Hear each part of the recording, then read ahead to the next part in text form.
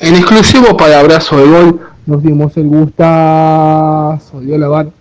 con el preparador físico Fernando Signorini,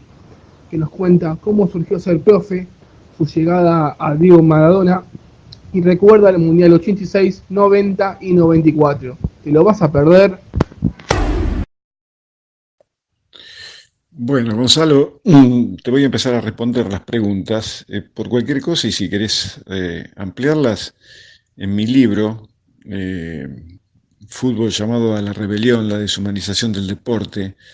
que editó Corregidor, Editorial Corregidor, podés encontrar más material. En realidad, comencé mi carrera de educación física, profesor de educación física en Lincoln, en el año 1971, que fue cuando se abrió el Instituto Nuestra Señora. Era la posibilidad de poder hacer o dedicarme a lo que realmente me gustaba, que era algo que tuviera que ver con el deporte. Y si bien la carrera es muy amplia porque se estudian muchísimos deportes, yo sabía desde siempre que mi idea era la de dedicarme a la preparación de jugadores de fútbol como deporte de conjunto y el tenis como deporte individual. No pensé nunca en estudiar para ser profesor de escuela porque, bueno, no me sentía vocacionalmente inclinado a eso. Trabajé a partir del segundo año de estudio, en el año 72, en la preparación de los planteles de Rivadavia de Lincoln, donde estuve 10 años hasta el año 1983, en que decidí viajar a Europa para comenzar una especie de experiencia del fútbol europeo y comencé por Barcelona porque ahí estaba entrenando el técnico que más me había seducido, no solamente por su propuesta de juego, sino por su concepción ética del hecho deportivo, ¿no? Eso de que ganar era importante, pero mucho más importante los medios que se utilizaban para lograr los fines. Y era César Luis Menotti, ¿no? Bueno, mi característica como preparador de jugadores de fútbol tienen que ver por el hecho de estar tremendamente influenciado por los conocimientos no solamente de Menotti, sino del doctor Rubén Darío Oliva, obviamente de Diego, de Ángel Capa, de Jorge Valdano, de tipos que fui encontrando en el camino y que fueron las verdaderas fuentes de conocimiento de las cuales abrevé. Y después de años con ellos, realmente sentí que todo lo que había estudiado en la carrera me servía de muy poco y nada, porque en realidad todo lo que había recibido como conocimiento partía de tipos que sabían mucho de fisiología, mucho de biomecánica, pero que no tenían prácticamente idea de fútbol, que es un hecho mucho más ligado a lo cultural y a lo artístico que a lo científico.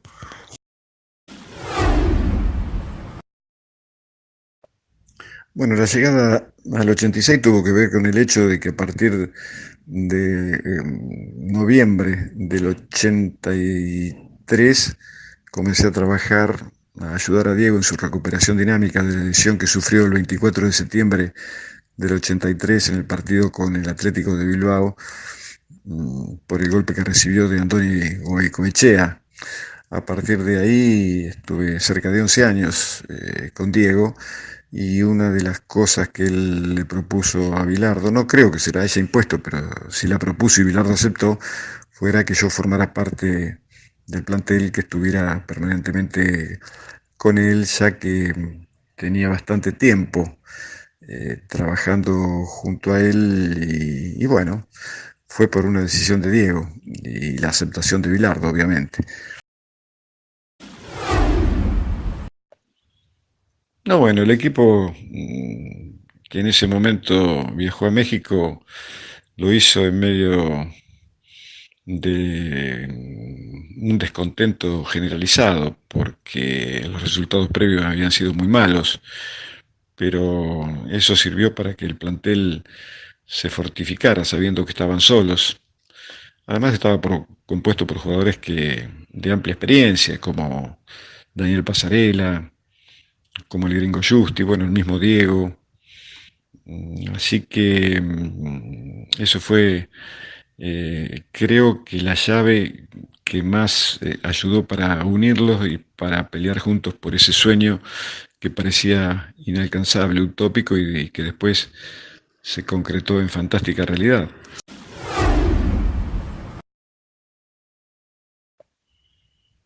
Bueno, el hecho de estar en un grupo dirigido por Bilardo no era... No, bueno, para mí fue todo muy simple porque yo estaba ahí por voluntad de Diego, así que siempre tuve con Carlos una relación no muy cercana, pero sí de absoluto respeto, ¿no? En ese ida y vuelta que se necesita, porque a pesar de que yo no coincidía con su propuesta de juego ni con su modo ético de concebir el deporte, bueno, yo estaba ahí tratando de aportar lo mío, mi granito de arena, para que Diego pudiera estar de la mejor forma posible para disputar ese mundial que era un verdadero desafío.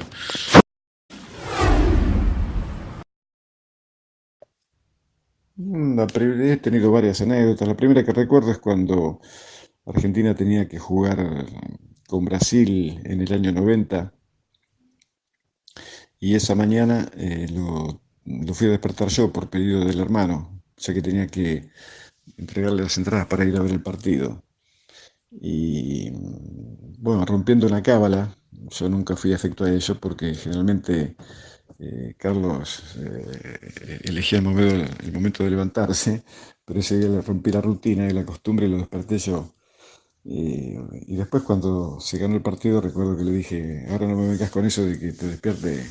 en cada partido porque te trajo suerte, ¿no?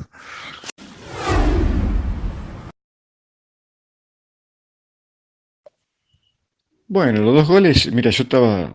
situado atrás del arco, más o menos a la altura o en la mitad de la distancia que separa el área chica del área grande, sobre la línea de fondo, a la derecha del arco inglés y a unos 5 metros de la línea, porque delante mío estaban todos los fotógrafos y cameramen. Y el primer gol, sinceramente, no lo vio ni el árbitro, así que yo tampoco me di cuenta de que había sido con la mano. Y el segundo gol, aunque te parezca mentira, y estando en una posición de privilegio, porque después medí la distancia y había 14 metros a donde había entrado la pelota, no lo pude ver porque en la medida en que Diego fue evolucionando y avanzando hacia el arco inglés, los fotógrafos que presintieron como todo el estadio que algo grande se estaba elucubrando, comenzaron a levantarse, así que yo a los manotazos tratando de separar teleobjetivo y personas, pero el gol lo terminé de ver después cuando volvimos a la concentración, porque fue tal el estallido que obviamente me di cuenta de que había sido gol, pero sinceramente debo confesar que no lo pude ver a pesar de que estaba en una situación privilegiada. Bueno, ser preparador físico de Maradona, esto es un privilegio al que yo jamás ni en mis mejores sueños concebía. Primero porque no existía la profesión de preparador físico de un jugador, preparador físico individual de un jugador de deporte de equipo. Eso lo inventó Diego a raíz de su lesión. Y bueno, me eligió a mí porque estaba en el momento justo y en el lugar adecuado, pero ha sido, desde el punto de vista deportivo, lo mejor que me ha pasado, más allá de títulos o partidos inolvidables. No, bueno, lo que destaco fue que el grupo se transformó en una gran familia, en donde las diferencias se dejaron de lado, algunas discusiones previas que sirvieron para solidificar la idea del grupo. Eso creo que fue lo más interesante, que además es común a todos los equipos, pero el hecho también de sentir que nadie creía en ellos, creo que sirvió como elemento de unión.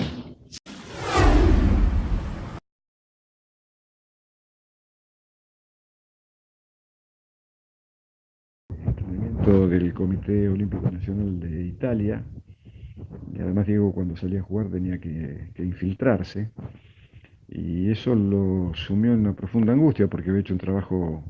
realmente excelente para llegar de la mejor manera. Y tras eso, en el primer partido contra Camerún, que se perdió en el San Siro, primero recibió un planchazo en el hombro y después una brutal patada en el tobillo porque hubo que adecuar las cargas a las posibilidades no solamente físicas sino anímicas que él tenía en ese momento. Sí, era la referida a la preparación del Mundial del 90, cuando tuvo ese problema por el patadón que le metieron en el partido contra Camerún. Pero antes de eso, a una semana del Mundial, durante los entrenamientos en un partido amistoso con la Primavera, juveniles de la Roma, recibió un planchazo que le arrancó la uña del dedo gordo de su pie izquierdo, por lo que el doctor Dalmonte, que era jefe del Comité Olímpico, director del Comité Olímpico Nacional de Italia, le tuvo que hacer una férula de carbono para reemplazar a la uña y evitar así el dolor, pero además lo tenían que infiltrar cada vez que tenía que ir a jugar y aún en los entrenamientos porque de otra manera era insoportable el dolor que tenía que aguantarse, ¿no? En el primer partido, además, recibió un planchazo en el hombro y después esa patada brutal en el tobillo que por poco se lo fracturan. Así que a partir del tema de la uña, Diego, que venía, como decía él, estoy hecho un avión, eh, tuvo momentos de mucha angustia, de mucha preocupación, porque todo el trabajo previo parecía venirse abajo. Así que fundamentalmente hubo que trabajar sobre el aspecto anímico, toda vez que los esfuerzos físicos los tenía que relegar porque prácticamente no podía apoyar y reservaba todas sus energías para el partido, pero creo que ahí fue mucho más importante el apoyo en la fase emocional, emotiva, que en lo físico exclusivamente, ¿no? Mira, desde mi posición en la cancha, yo estaba al borde del campo de juego, pero en el otro arco, digamos, que se cometió, estaba a la altura del área grande de los alemanes y desde mi posición que coincidía en una línea diagonal, digamos, con la del árbitro, cuando Sensini cruzó, yo tuve la sensación de que sí, de que había sido penal desde mi posición. Después, bueno, a lo mejor las cámaras demostraron que tal vez no había sido, que había llegado antes de la pelota, pero fue casi al unísono la llegada del pie suyo a la pelota y la del jugador alemán, por lo que yo personalmente comprendo que lo de Codesal fue simplemente el hecho de que él intuyó que había sido penal. Hoy con el VAR a lo mejor eso se podría haber modificado, pero también no hubiera sido válido el gol de Diego con la mano, ¿no?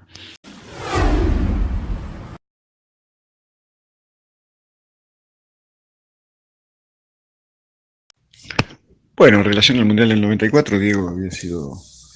tentado para ayudar a la selección a clasificar en los partidos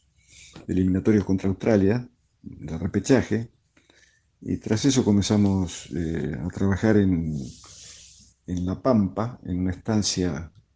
que se llamaba El Marito, propiedad del señor Ángel Rosas, que muy gentilmente se lo había prestado a Diego, que lo había conocido en sus vacaciones en una playa de Oriente, allá por Necochea, abajo de Necochea. Sí, fue un trabajo que recuerdo casi con emoción porque fui uno de los pocos privilegiados que pudo ver los esfuerzos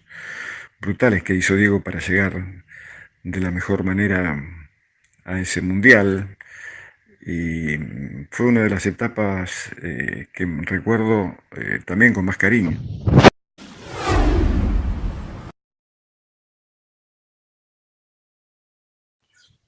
Bueno, lo que remarco de haber tenido la posibilidad de entrenar junto a Leonel y a Román es que todavía no puedo creer la suerte que tuve, el privilegio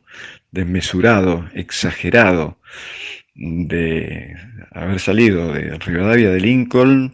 algún día con la ilusión de simplemente de poder ver entrenamientos y que después el destino me haya puesto en esa situación de privilegio por la que muchas veces todavía hoy me pellizco preguntándome si es cierto o corresponde al mundo onírico, al mundo de los sueños.